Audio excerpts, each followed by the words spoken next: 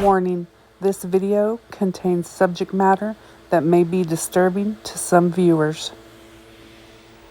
So let's get the housekeeping out of the way. This video is for educational and entertainment purposes only.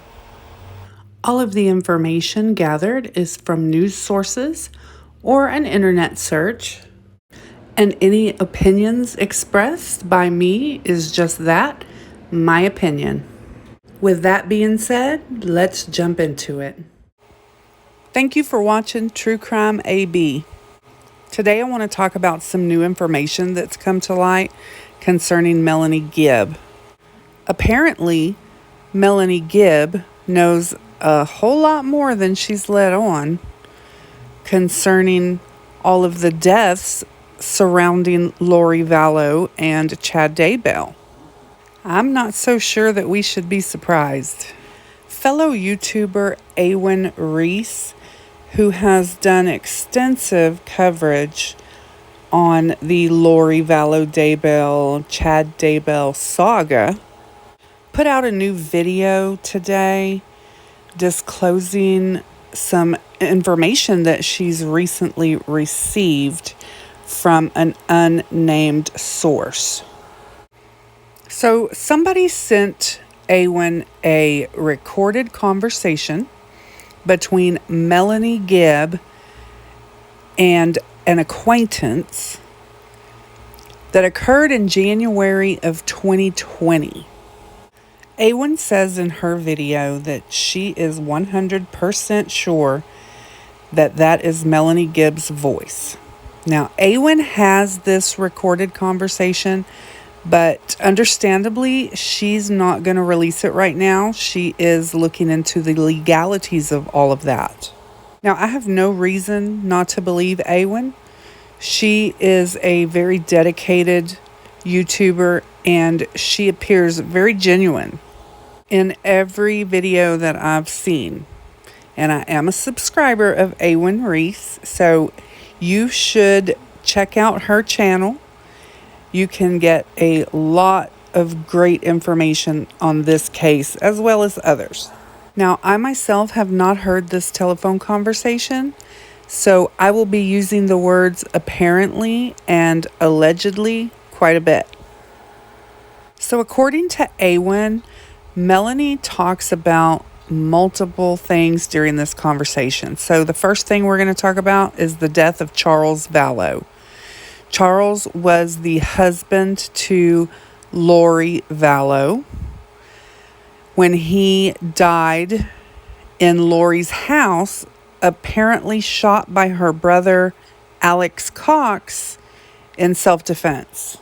So apparently, Melanie discloses to her acquaintance that the death of Charles Vallow was actually a planned self-defense murder. They had been trying to figure out how to get rid of Charles for months. Now, Melanie would know this because she also revealed that she had been staying in the house with Lori up until the day before Charles's death, when Lori asked her to leave because she needed her brother Alex to come and protect her from Charles and her other brother, Adam. Melanie also allegedly says that she had been talking to law enforcement and that they had told her that they did not believe Charles's death was a self-defense. I do need to say that Awen said in her video that the person who has this recorded conversation did provide it to law enforcement. So law enforcement also has this recorded conversation. Apparently, Melanie also talked about Tylee Ryan in this conversation. We know that Tylee is Lori Vallow's teenage daughter who was found deceased. And allegedly, Melanie says that on the weekend that she went to spend in Rexburg with Lori, she asked where was Tylee, and Lori had told her that Tylee was away at school at BYU. But Melanie says that Lori had a really creepy smile on her face, and that Melanie could tell by that creepy smile that meant Tylee was really dead. Now, this got me right here, because if Melanie Gibb knew that weekend, or even suspected that Tylee was dead, she could have called law enforcement and saved JJ.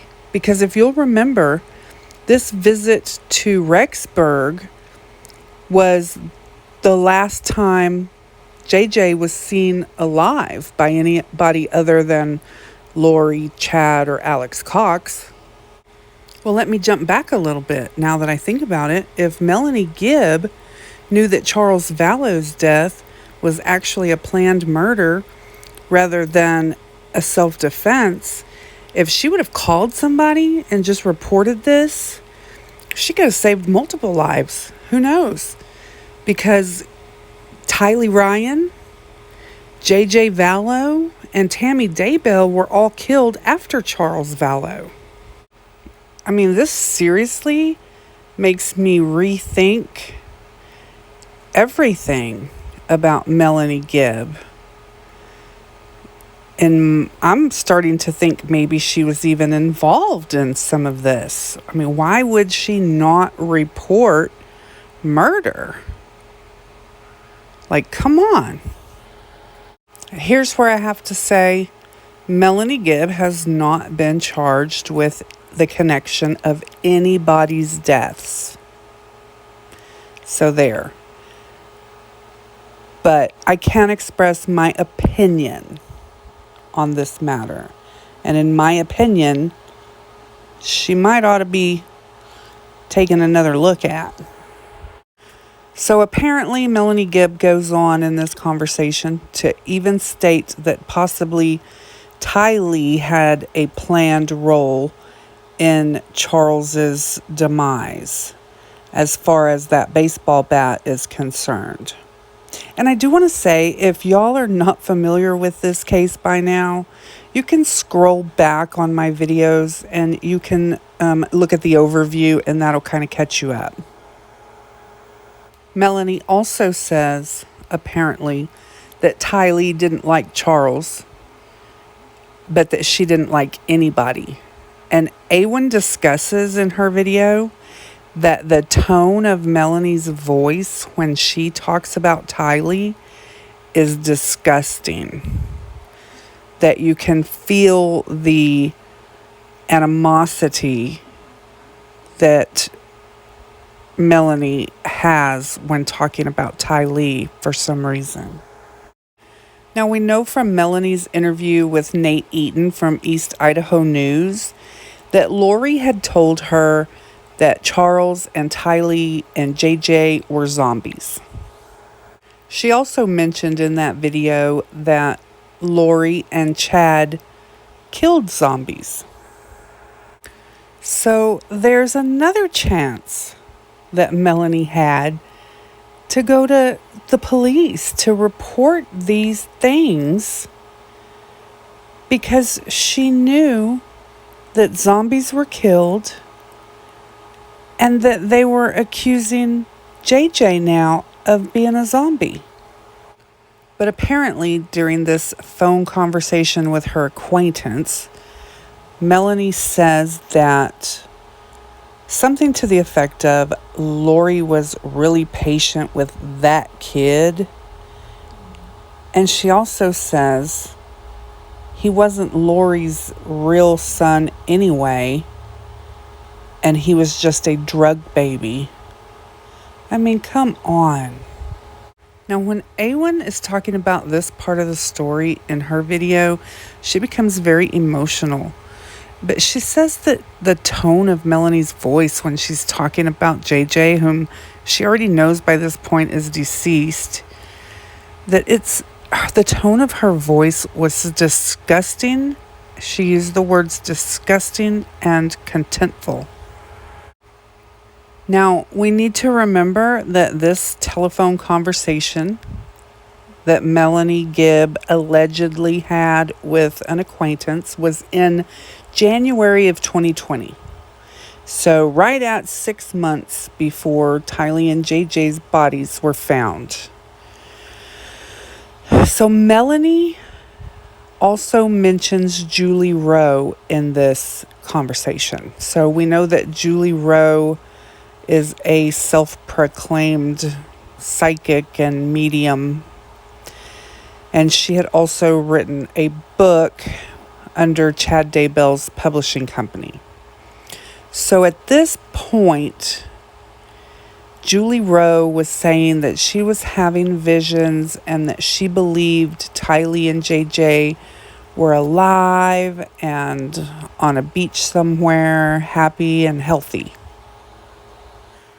Well, Melanie apparently says during this recorded call something to the effects of, imagine how she's going to feel when she finds out they're really dead. Sounds like before the world knew, before law enforcement knew, before anybody else knew that Tylee and JJ were dead, Melanie's pretty certain of it. Melanie knows. Supposedly, Melanie also talks about the death of Tammy Daybell, Chad Daybell's wife. And she apparently says that 2 weeks before Tammy's death, Lori and Chad were also claiming that she was a zombie because she was getting suspicious of their relationship. And she says that Lori and Chad had to do what they had to do to take her out of her spirit. And they said some sort of a prayer or a blessing, and Tammy's spirit went home. I want to just talk a little bit now about Melanie Gibb. If you want to hear about the rest of this phone conversation, you can jump on over to Awen Rees, her channel, and watch that video. It's a very good video. It's very informative and interesting.